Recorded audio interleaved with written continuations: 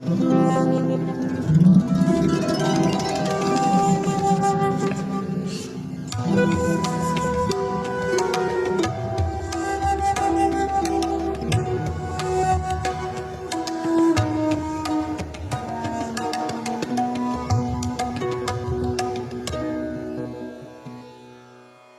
want to share with you an amazing story, a story about gender and gender change. Surprisingly, it's found in the Padma Purana, an ancient scripture attributed to the sage Rishi Vyasa. The story describes an extraordinary journey of transformation undertaken by Arjuna, the great warrior who was taught by Lord Krishna in the Bhagavad Gita. At the beginning of this story, Arjuna asks Lord Krishna to describe his intimate pastimes in the forests of Vrindavan with the beautiful young Gopis, the milkmaids who live there. But instead of answering Arjuna's question, Lord Krishna simply tells him to go there and see for himself. The problem is, only gopis are allowed to enter the secret groves of Vrindavan, where Lord Krishna and his gopis engage in their Ras Lila, their dance of divine love. Except for Lord Krishna himself, no other males are permitted there.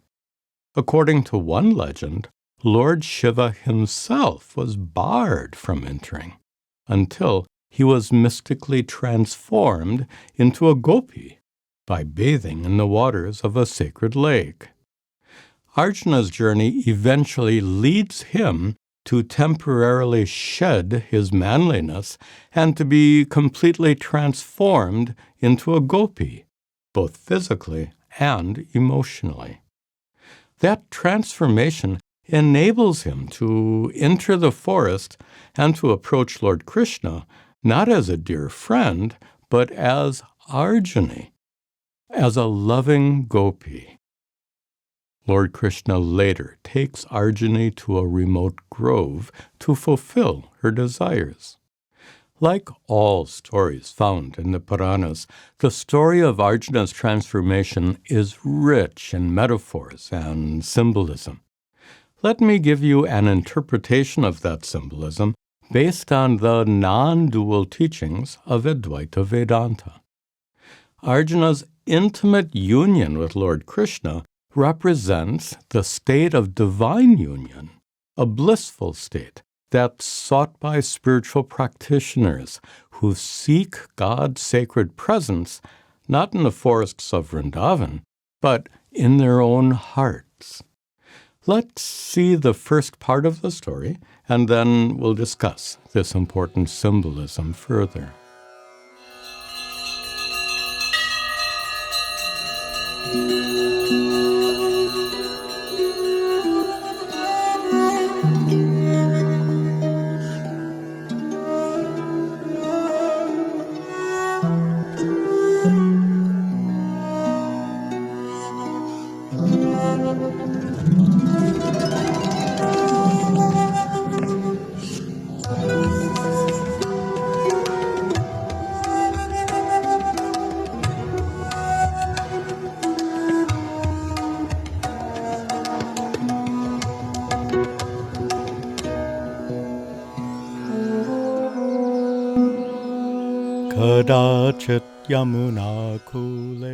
Under a tree on the banks of the holy Yamuna River sat Lord Krishna with the mighty warrior Arjuna.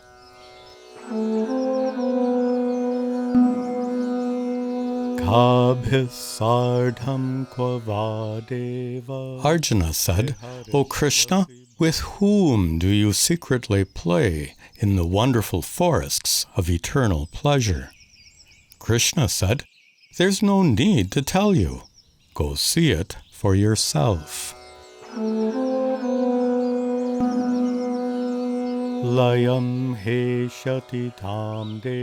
But first, you should go to goddess Tripurasundari. Without her blessings, I cannot fulfill your wish. shrutva tad bhagavat. Arjuna was elated by Lord Krishna's words. He left to find the goddess's abode.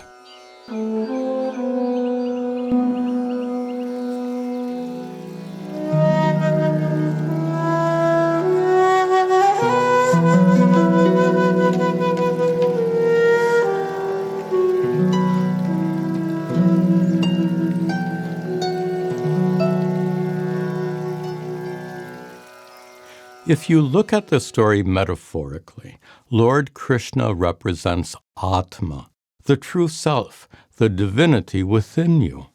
And Arjuna represents a spiritual seeker, like you. Arjuna's desire to know Lord Krishna more intimately is like your desire to discover your true nature and to gain enlightenment.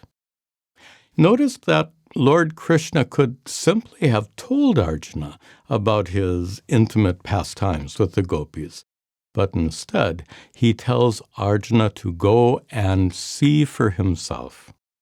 That's a great metaphor for showing how Advaita Vedanta really works. Its teachings are not meant to merely impart religious beliefs or spiritual truths. They're meant to guide your inner spiritual journey, in particular, your practice of self-inquiry. The purpose of Vedantic teachings is to lead you to the threshold of discovery, the discovery of your true self, Atma. Let me explain. Textbooks on human anatomy and psychology contain a vast accumulation of scientific knowledge about your body and mind. But Atma is completely independent of your body and mind. From an experiential point of view, your body and mind are outside, in the sense that you experience them like you experience everything in the world around you. Atma, on the other hand, is inside you. Atma is your essential nature as a conscious being who's aware of your body, your mind, and the world outside. The discovery or realization of that inner essence takes place as a result of self-inquiry, Atma Vichara. And the teachings of Advaita Vedanta guide your personal practice of self-inquiry by redirecting your attention away from the world outside, including your body and mind, and towards your inner self. In the story, Arjuna undergoes a journey of discovery to see for himself. In a similar way, you have to undergo a journey of discovery, and you too have to see for yourself, in a manner of speaking. For this reason, no guru can actually make you enlightened. A guru can guide you, but you have to undertake the inner journey. You have to practice self-inquiry. No one can do it for you. If any guru claims that they can make you enlightened, maybe by touching your forehead or transmitting some kind of mystical energy, then you should probably find another guru. Okay, with all that in mind, let's see the next part of the story.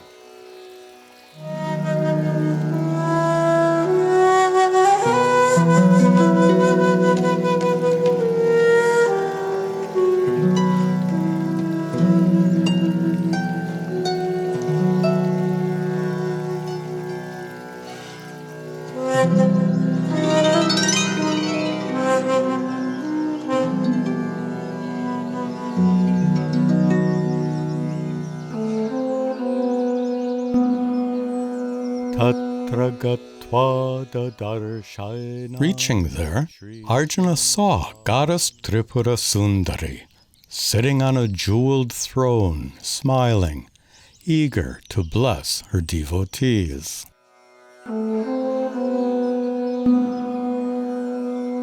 Arjuno hamiti jnataha. I am Arjuna, he said, bowing again and again with folded hands, filled with devotion.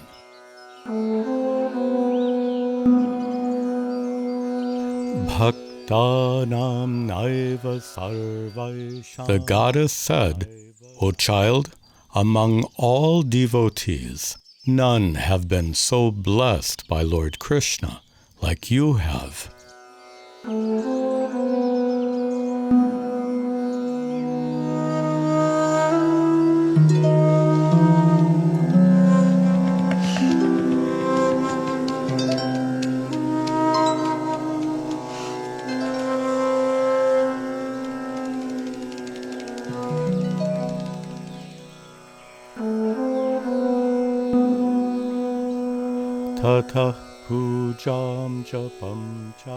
Then, after Arjuna worshipped and meditated on her, the goddess said, O child, go now to Lord Krishna's abode.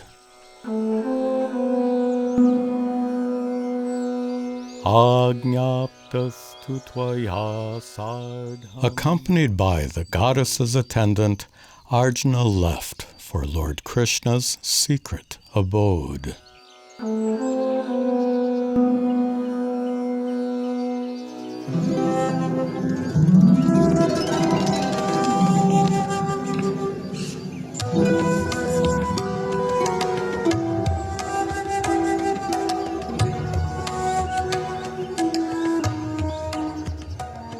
The first stage of Arjuna's journey is to get the blessings of goddess Tripurasundari.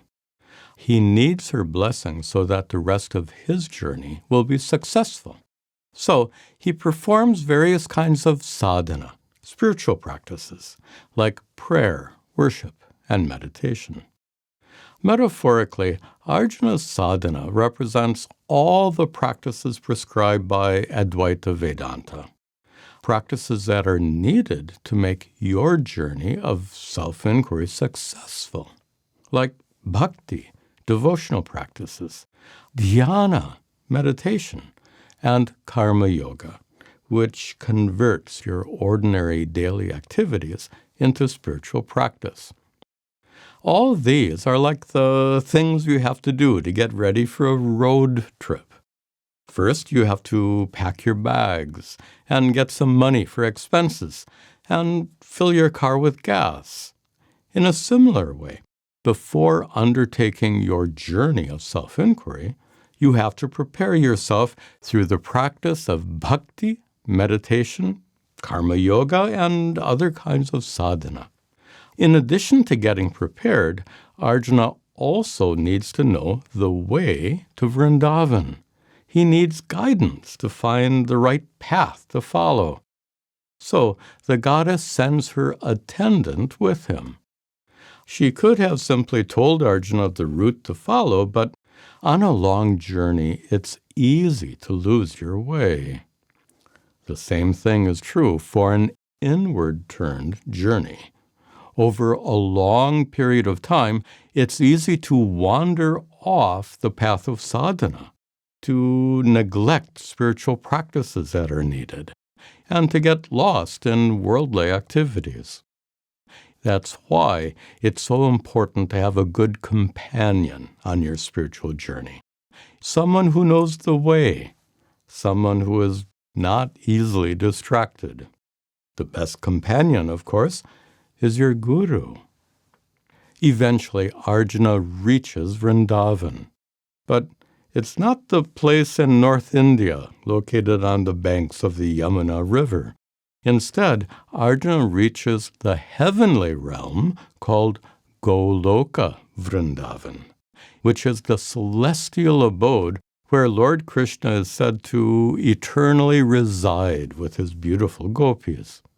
Symbolically, Goloka Vrindavan represents Lord Krishna's divine presence within you. So, since Arjuna's journey represents your practice of self-inquiry, then his intimate union with Lord Krishna in the hidden grove represents the culmination of your practice of self-inquiry. when you finally discover Lord Krishna's sacred presence deep within you, in the hidden recesses of your heart, so to speak. Now, let's return to the story and see what Arjuna discovered in Goloka Vrindavan.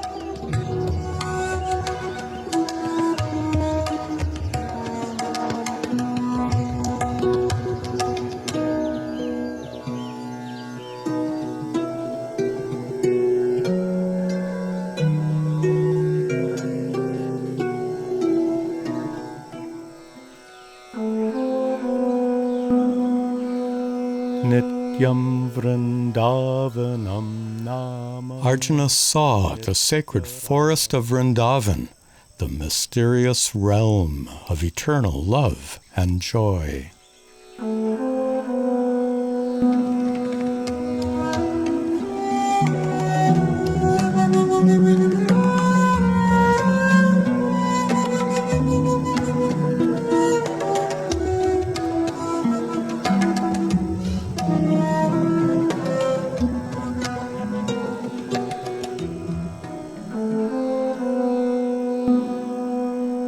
Tatasthaya karetasya.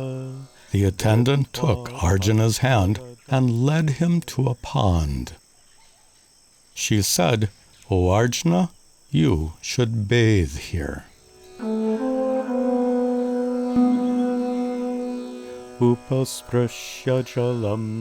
By bathing in these waters, your wish will be fulfilled. Hearing this, Arjuna slowly stepped into the pond.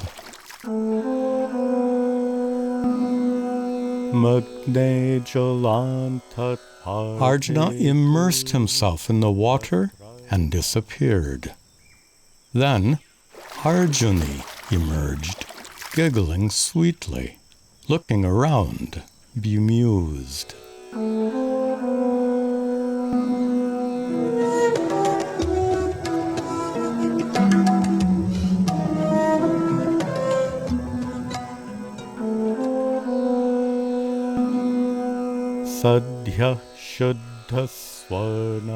Suddenly, she looked beautiful, young and slender, with fair golden skin, shining like the moon.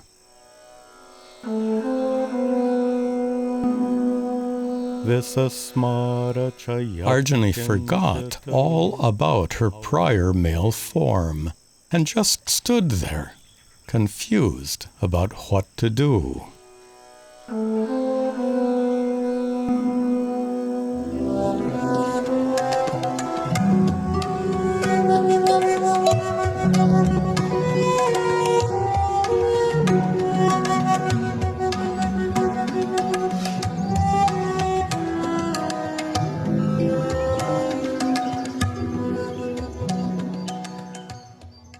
Before performing any kind of religious ritual, it's customary to become ceremonially purified by bathing beforehand.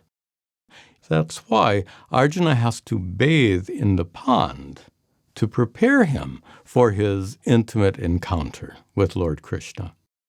His act of bathing symbolically represents a preparation you need to discover Lord Krishna's sacred presence within yourself.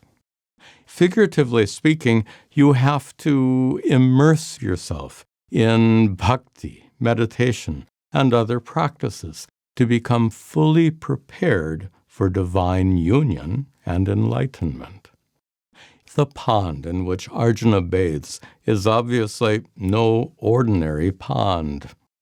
Some bodies of water, like Lake Manasarovar or the river Ganga, are said to be so sacred that they can entirely wash away all your past sins.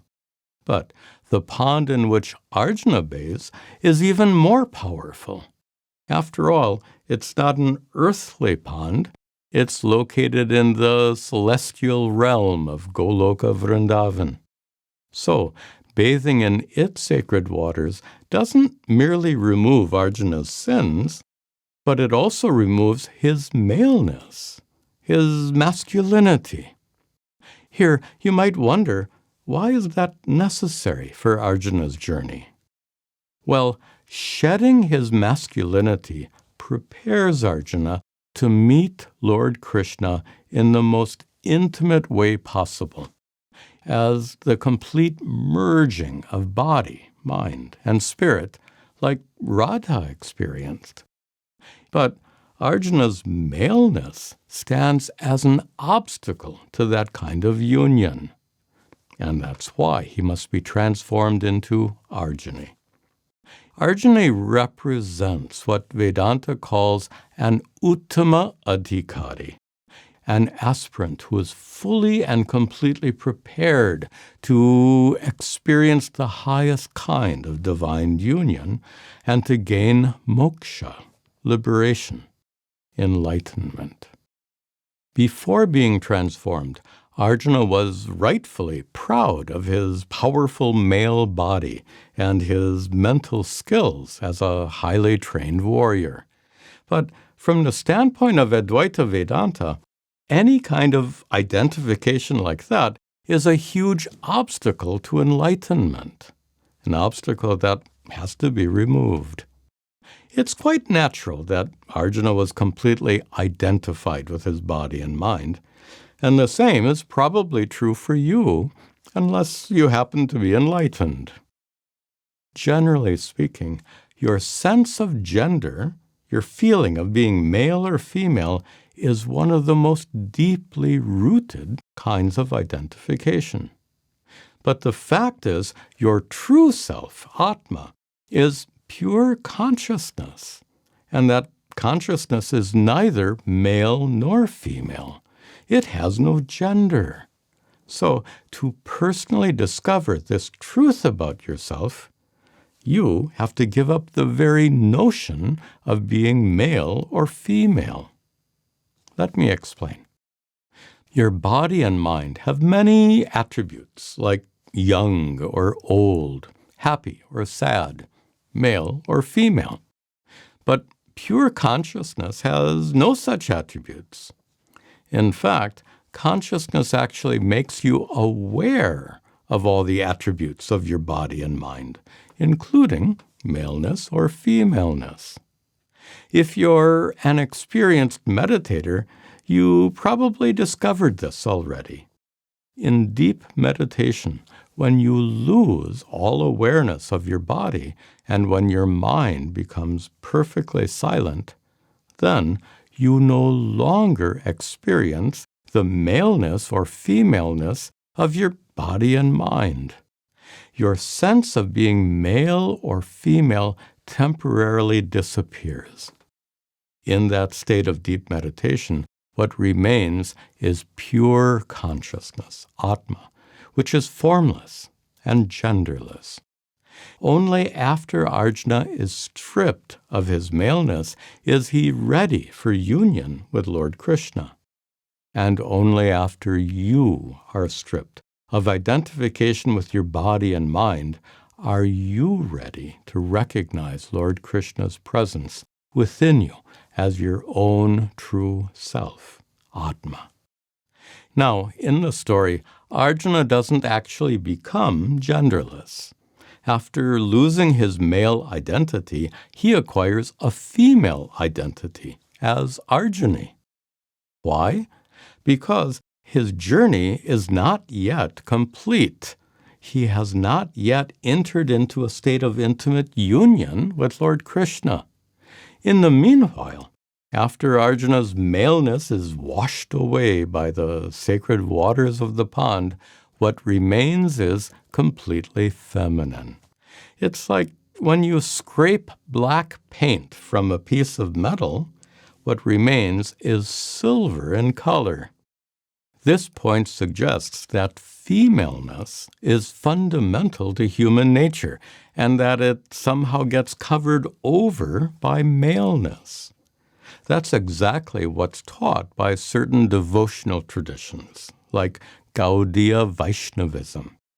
They say that Lord Krishna is the only male, the only Purusha, and everyone else is female by comparison.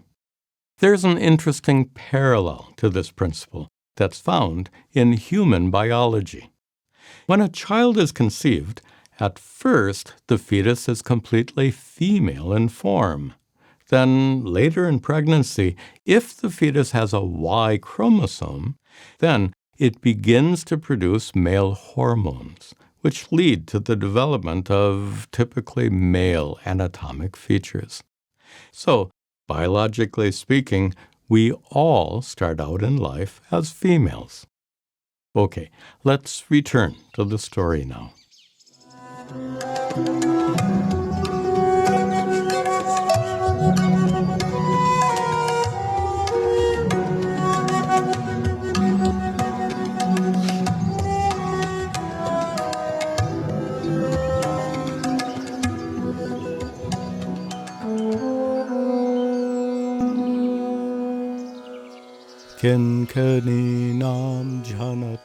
Then Arjuni heard the sweet tinkling of anklets worn by several beautiful young women.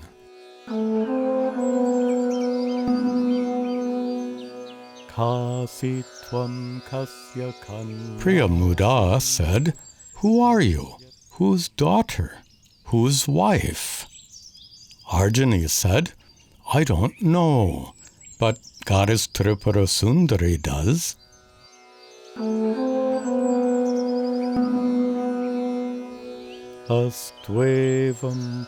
Priyamuda said, "That's okay. We are Lord Krishna's dearest girlfriends. Oh, lovely girl, you can join us and play with them."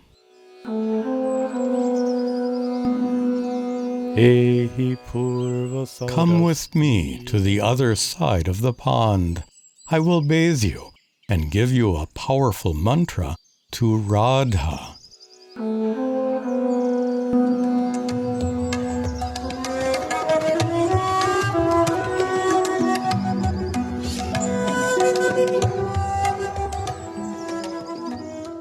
It's a really sweet story, isn't it?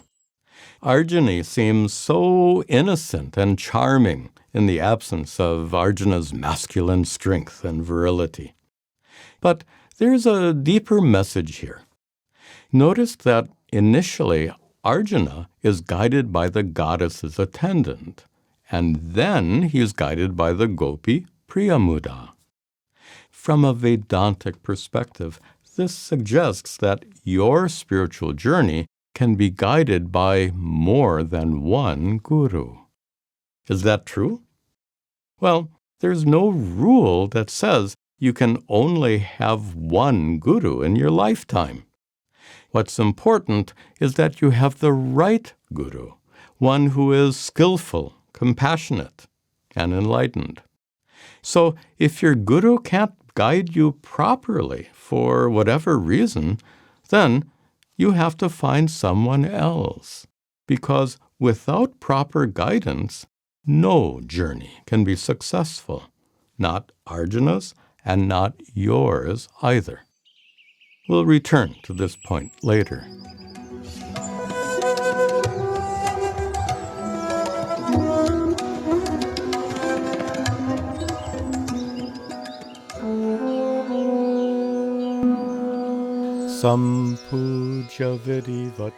Arjuni worshipped Radha, sang hymns to her, recited the mantra 100,000 times, and bowed in reverence.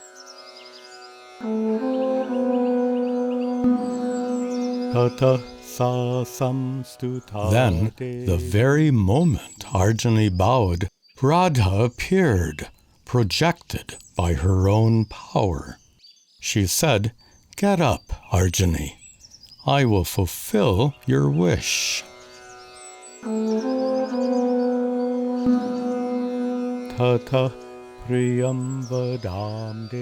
Then Radha told Priyamuda, "Take Arjuni's hand and bring her with me."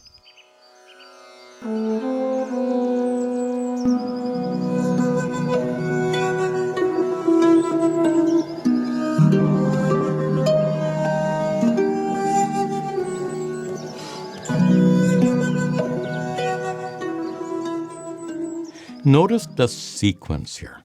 First, Arjuna is led to the pond by the goddess's attendant. Then, Arjuni receives further guidance from Priyamuda. But finally, it is Radha who leads Arjuni to fulfill her quest. This sequence shows how, on certain parts of your spiritual journey, you might be led by one or more spiritual guides, who are sometimes called upagurus, assisting gurus. But finally, there is one true guru, known as a sadguru, who can actually lead you all the way to your goal. Symbolically, Radha represents a sadguru because she has two special qualifications. First, she knows exactly where Lord Krishna is hiding in the forest. And second, she herself has experienced the intimate union with Lord Krishna that Arjuni wants to experience. This metaphor shows the two crucial qualifications that a sadguru must possess. First, he or she must know how to use the teachings of Vedanta properly, to guide your practice of self-inquiry and lead you until you arrive at the so-called precipice of discovery. The second qualification of a sadguru is that he or she must already have discovered what you want to discover, the true self, Atma. That is, a sadguru must be enlightened. The fact is, some gurus might not be enlightened, but they happen to have a good knowledge of Vedantic teachings, and they have the communication skills needed to teach you.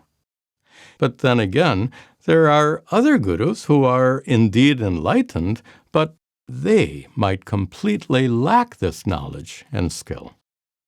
Both kinds of gurus can help you, but ultimately, a sadguru is necessary. In the Mundaka Upanishad, it said that such a guru is a shrotriya, one who is skilled in scriptural teaching, and a brahmanishtha, one who is firmly established in the truth of Brahman, one who is enlightened. Okay, let's see the final part of the story now.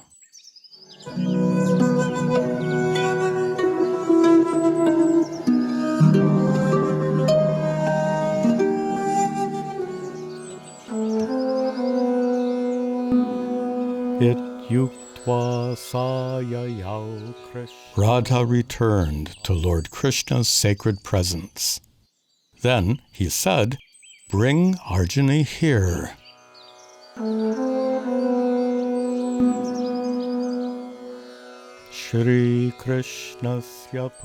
Arjuni stood in front of Lord Krishna, overcome by love. He took Arjuni's hand and led her into the forest.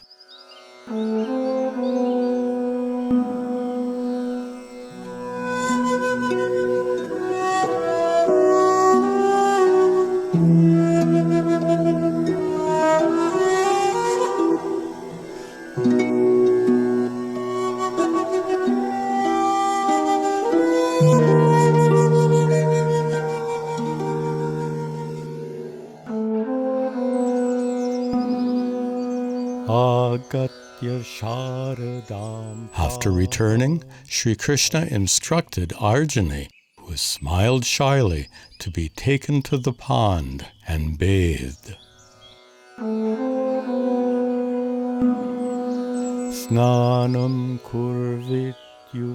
Being told to bathe, Arjuni immersed herself in the water. Then she emerged in her prior form as Arjuna.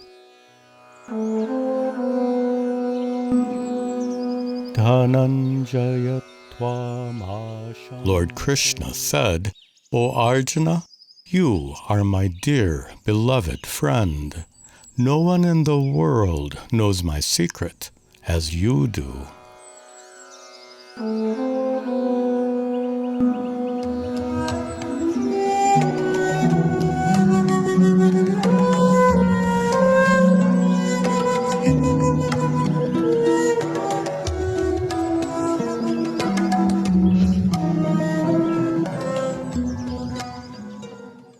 Arjuna regains his prior male form, he looks the same to everyone else, like nothing ever happened. But from his own perspective, everything looks different. Arjuna now knows that he is deeply loved by Lord Krishna, just as much as Radha is. Arjuna now carries Lord Krishna's love in his heart at all times, and that love radically changes how he experiences the world. Arjuna's physical transformation was quite brief, but his inner transformation will bless him for the rest of his life. Arjuna's inner transformation symbolically represents enlightenment, moksha, liberation. After you become enlightened, you will also look the same to everyone else, but everything will look different to you.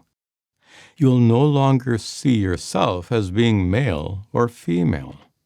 You'll no longer feel incomplete or inadequate due to the limitations of your body and mind.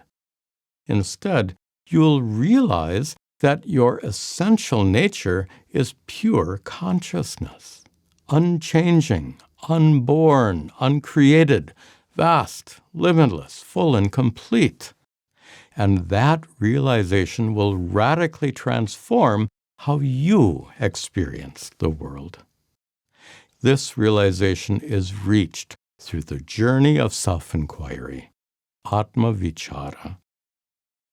There are 2 other videos related to this one that you might want to watch next.